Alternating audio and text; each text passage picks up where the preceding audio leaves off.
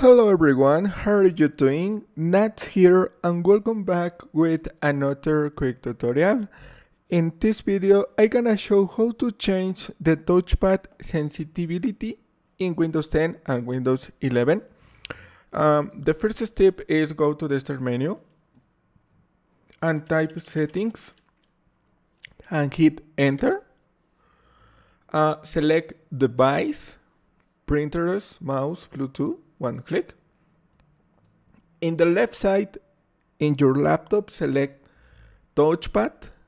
In this option, select touchpad, and you can change the speed of your touchpad, increase this scroll or move this section, and this is all. You can try choose how to main lines on the scroll each time, and scroll up and scroll down, and this is all. Thanks for watching. Don't forget to subscribe and see you in the next tutorial. Goodbye.